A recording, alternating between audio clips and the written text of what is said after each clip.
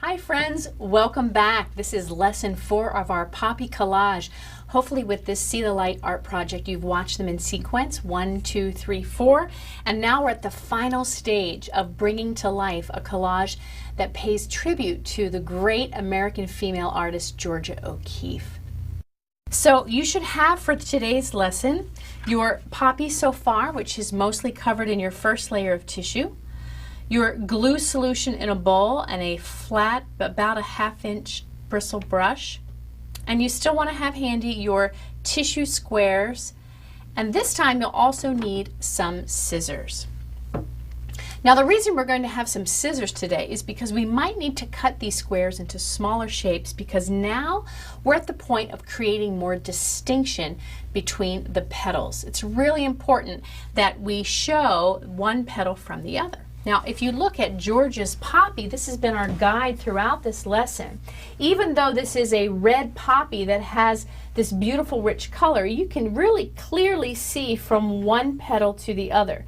She creates a difference in value, a lighter value against a darker value, to show you where one petal starts and another stops. Even here, this petal right against this one, there's a very dark line. It's really a shade of red value, so that you can clearly see that. And of course this, the contrast between this yellow and this red. Very clear distinction. So how do you do that when we're doing a collage? Well, we're going to have to do some squares that might be more like rectangles, and we're going to lay those in so that we create some shade and shadow with our layering of our tissue. Now you know that the reason we're using tissue is because it's translucent. It lets some light through. So the more layers you add on top of each other, the more opaque it's going to become. Opaque means solid, can't see through. So the more we place. So using that as a guide, that'll help us determine where we're going to create another layer of tissue. So I want to talk to you about Georgia while we're working. As we get ready to do this last phase, you know, Georgia, at this point, we talked about how she moved to New Mexico after the death of her husband, Alfred Stieglitz. And she loved New Mexico. It was so different from anywhere she'd been before. But because she wanted to paint what was around her, it caused her to kind of rethink. Now, she loved doing her large flower paintings, but there was so much new stuff around her in New Mexico, she used the nature walks that she would take there to determine what she would use as her subject matter. Now she still was playing between being a realist painter and then really showing it in a new way to make it abstract, right? So that realism, abstraction, she was always back and forth.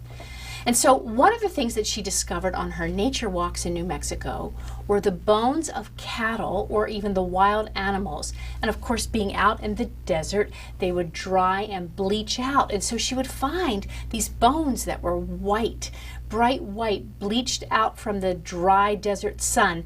And she started to paint them. And you might think, well, that doesn't sound very beautiful. Well, here's the thing about Georgia. She found beauty in everything.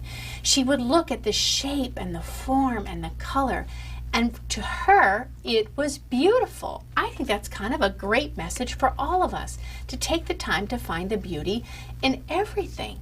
So take a look at this painting from Georgia O'Keeffe called Cow Skull with Calico Roses. Now this was painted in 1931. And it's really a stark contrast to the colorful paintings that she had done before, especially all of her flowers. It's primarily a white composition. Notice the skull and the roses and even the driftwood that it's against are all shades of cream or white. Quite a departure. Now she loved the red rock formations of the New Mexico desert as well, and those also became a frequent subject matter for her. The hills, the desert around her, even the adobe buildings that the native peoples had built in that area. And again, she looked at things like color and shape and form and the play of light from the setting desert sun against those colors. Now here is another cattle painting I want to show you. It's a really different, it's called Pelvis 2. Now, why am I showing you this? It's a close-up, a very close-up of the bone that connects the two hips and legs of a cattle. And you might think that's rather strange, but Georgia chose this because she was really playing the idea of negative space, right? We talked about that. Notice the giant hole in the pelvis where you're seeing through to the New Mexico blue sky, that stark contrast of the white bone against the blue sky, and that you're focusing actually on the negative space, the hole in the pelvis bone, to look at that blue. Okay, so there's another example where Georgia took something and blew it up to be larger than life as a form of abstraction. It was a real thing. It was a pelvis bone from a cattle, but she blew it up large and had you focus on that hole, the negative space. So you're looking at it in a totally new way. And that is how she decided to stay realist, it was a real thing, and move towards abstraction. So we're moving towards abstraction by just doing it really large. Okay, but we still want people to see that it's a beautiful poppy. And now we're at the point of trying to create some distinction between our petals. So we have our first layer, but I think I want to create some shadow where the petals overlap. And so I need a darker hue. So what I'm going to do now is I think I want to have this middle petal be the one that kind of pops up, and the other two are in a little bit of shadow. So I'm going to take my medium hue. I'm going to cut the squares to be more like rectangles. So I'm cutting them in half. I'm going to keep them off the plate so I can kind of keep track. So these are more like long rectangles.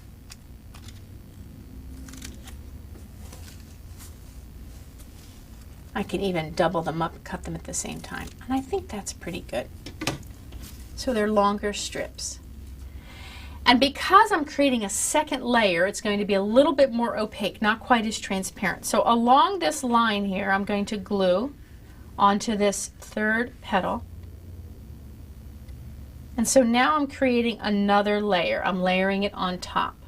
So you need to decide, where do you need to create some shadow so that your petals are more distinct from one another, so they don't all run together. Let's see, pick up. There we go. And I still want to make sure that my edges are down. When you feel your brush get too dry, just pop it back in your glue bowl, and remember, it will dry clear, so that's good. Okay, I think that's good. I'm going to try now on the other side, and then I'll take another look.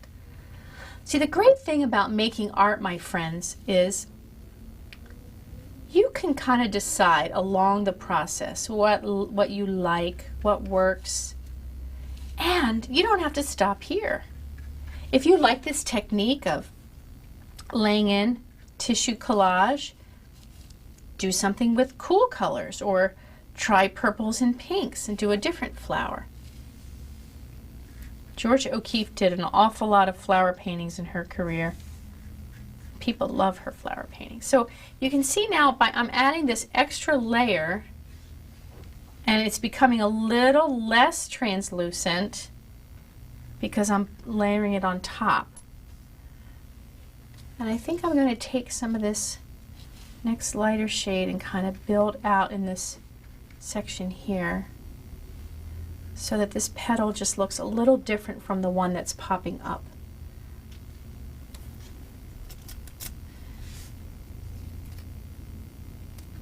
Try not to touch too much with my fingers because the dye will come off. Let's do that again. Yeah. I try not to touch the tissue too much with my fingers because the dye will come off on my fingers. I want to keep my fingers kind of clean. Normally, I like to get messy in art with pastels. I do. I love to get messy and then clean up. This is one because of the stickiness of the glue where I want to keep my fingers far away. So can you see now how that top petal is rising out and the other two are receding because we're adding in this shadow layer, this detail. Now down here where the 3 petals meet, and you could do it if you're doing an open view where the 4 or 6 petals meet at the center, I want it to even look darker. So same thing, I'm going to take my darkest value And this is where you can even go outside of what you had as your original paper plates, and if you can take a red, as long as it's a warm color. I'm going to make some smaller squares. And I'm going to put those right there at this, right as I get to where that is reaching the stem. See how now I'm creating a darker value, even though it's the same color. I'm layering, I'm putting more than one. So it's getting darker and less translucent, more opaque. See how that pops up.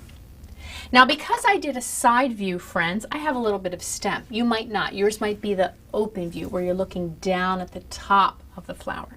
So I just have opportunities to do just a little bit of green. So I'm going to just lay in some green now. I have 2 shades of green here. And you see how I'm wider than what I drew? That is fine.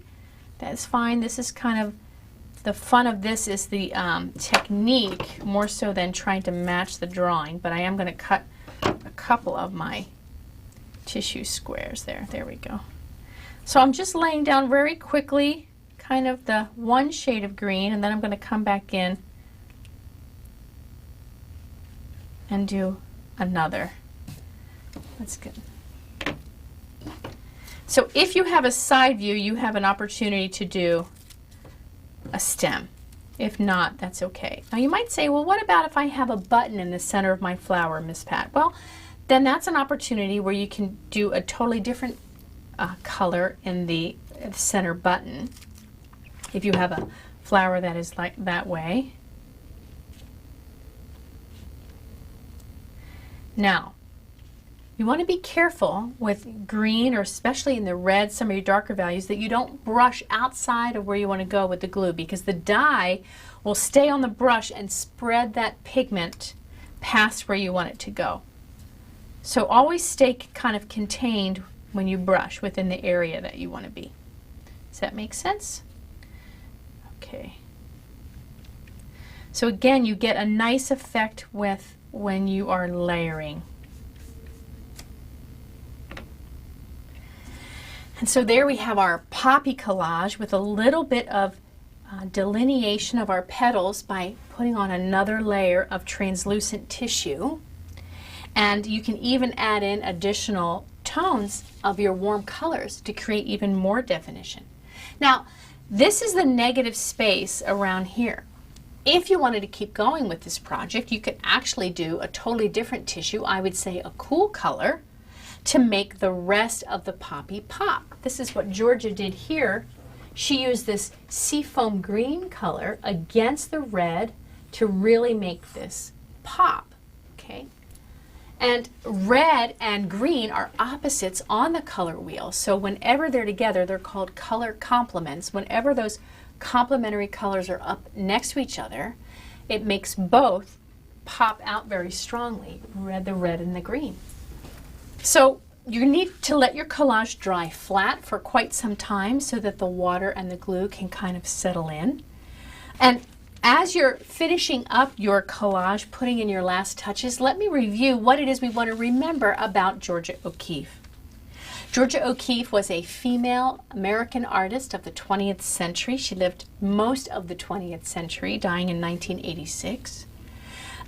She worked in very large canvases doing magnified views of flowers. She took a realistic subject matter but would abstract it by distorting it away from reality. We learned that warm colors are yellow, orange, and red on the color wheel. And we learned that collage is the French word to glue paper, and that's the technique that we've been using today.